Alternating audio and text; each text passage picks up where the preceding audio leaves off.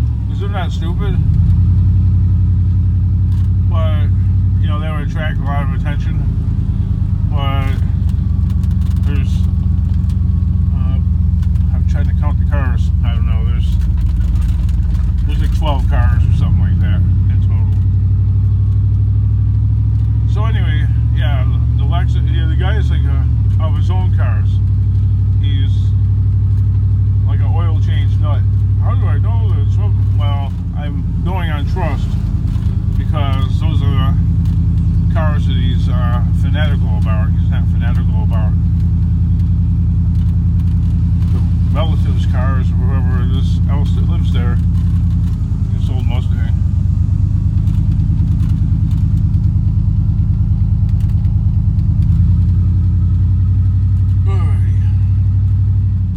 On to the next, wherever that might be. Look, they still have that. They still have that rolled over. They rolled over Ford in their driveway. How long has that been there?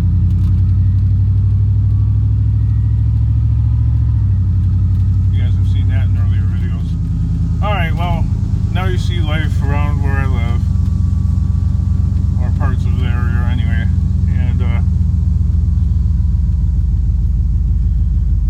I'm not unique or tremendously different to my area than anybody else, but yes, I get singled out because my house is the house the freaking government comes to, because of Miss Tidy Whitey next door with her perfectly manicured lawn and garden, living in her manufactured home, which is never going to be worth more than mine, let alone the same amount. It will never be worth, never in a million years. It will. Mine would have to be burnt down to the freaking ground, okay, for hers to be worth more than mine. Mine could be declared inhabitable for human habitation, and mine would still be worth more than hers.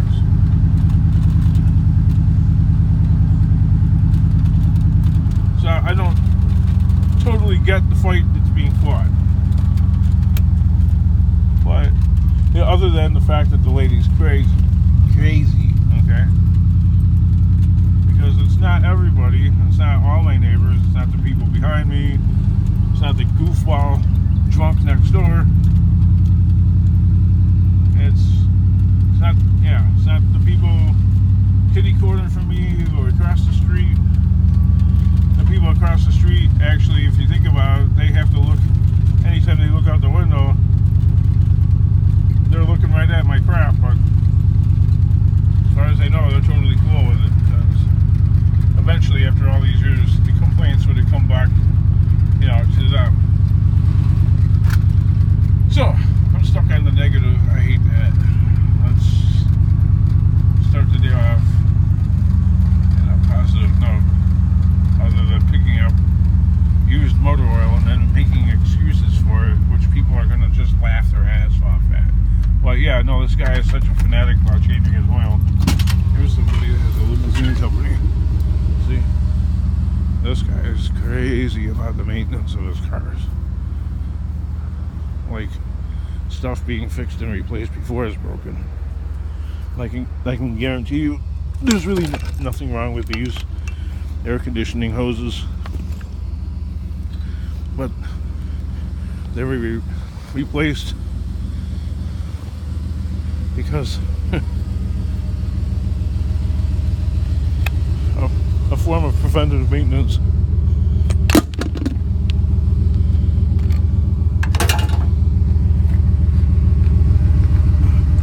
Like when this guy does his brakes, he does his own brake jobs. The brake pads are a little worn out.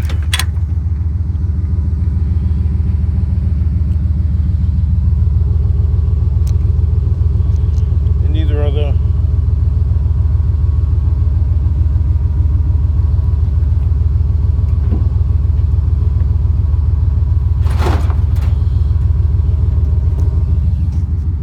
drums and rotors, but hey, you know, to each his own.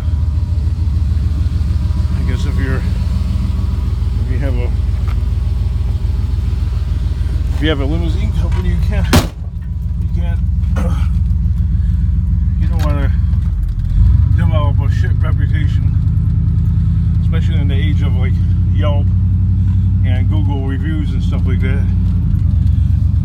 You know, taking the limo for a wedding party or whatever, whatnot, and the thing breaks down,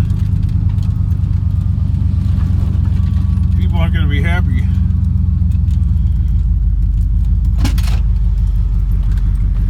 Well, now I'm yapping and scrapping. That's 100 degrees out. It feels like it's not really. But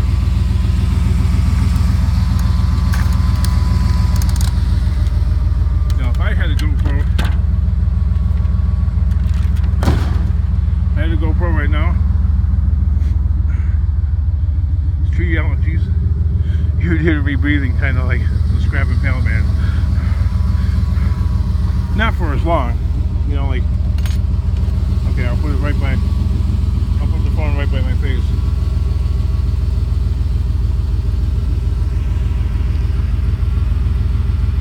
Okay, that's me breathing right now.